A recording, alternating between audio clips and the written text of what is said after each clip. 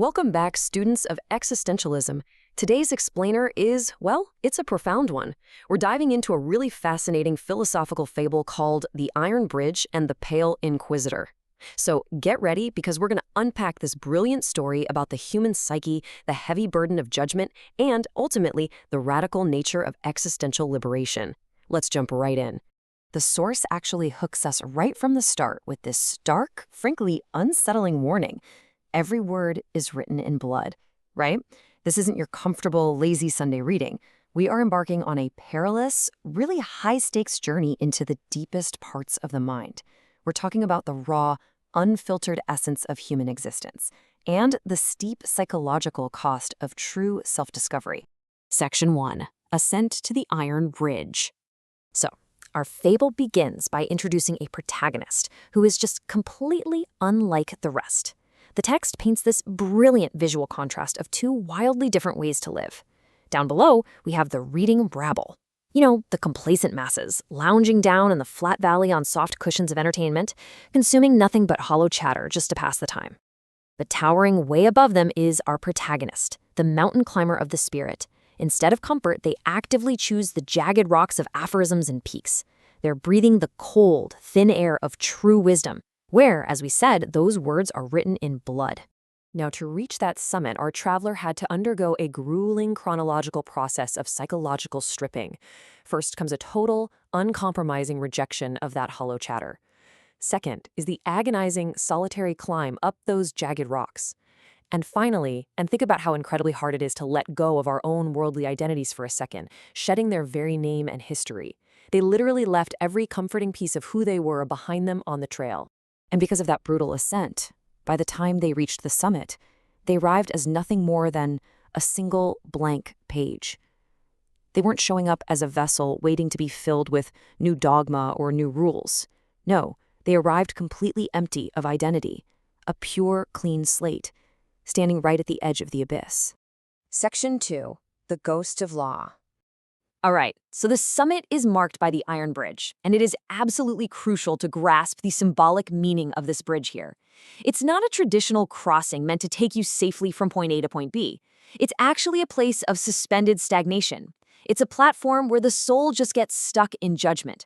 And waiting right there on that bridge is the Pale Inquisitor. This guy is an imposing, suffocating figure, draped in robes of iron filings that pulse, literally pulse, with the magnetic weight of 1,000 ghosts. He's the ghost of law, the necrotic gatekeeper of the abyss. Think of him as a spectral judge, heavily burdened by the immense weight of everyone who has ever tried to cross his path. So why is he stationed there? Well, he stands with an open ledger, endlessly hungry for a single drop of the ink of regret.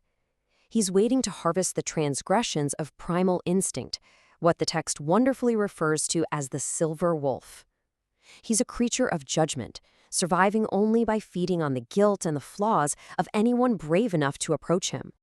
Section 3. Purification through subtraction. Just imagine the tension on the bridge as our completely empty traveler finally approaches. The Inquisitor reaches out with a hand of cold lead, fully expecting to seize a transgression. You see, his eon-spanning mission is purification through subtraction.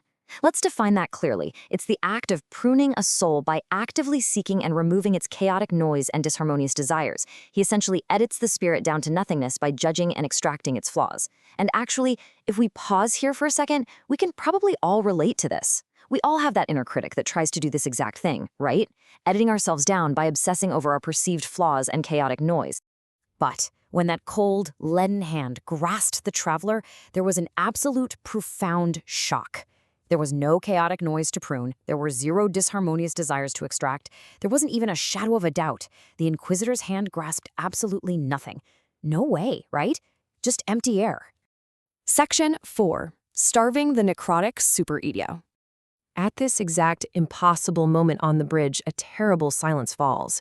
And paradoxically, to a judge who feeds entirely on noise, that silence is louder and way more deafening than any scream of guilt he has ever heard.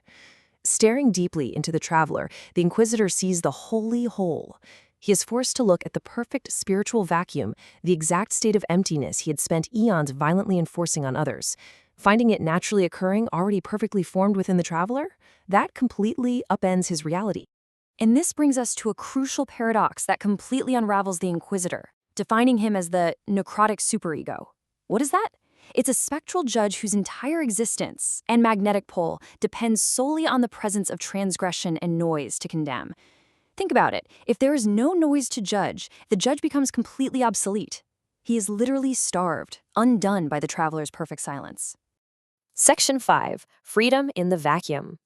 Because the traveler didn't fight, didn't argue, and simply stood perfectly still, they completely severed the Inquisitor's magnetic pole.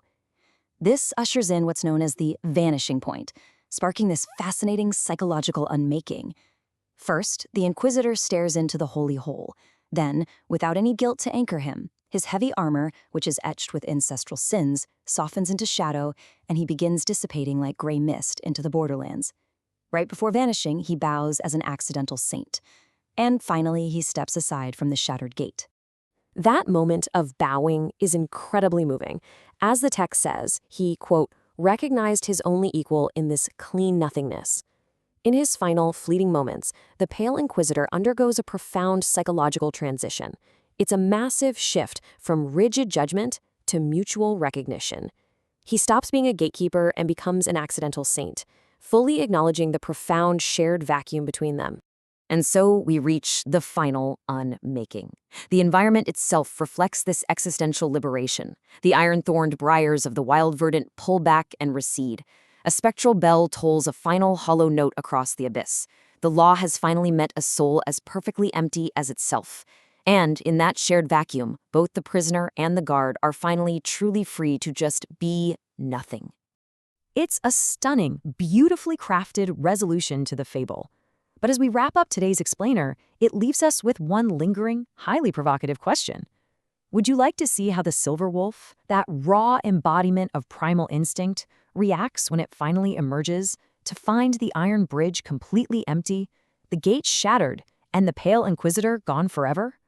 What exactly happens to our wildest instincts in a world utterly devoid of judgment? Well, I'll leave you to ponder that one. Thanks for joining me today, and keep climbing.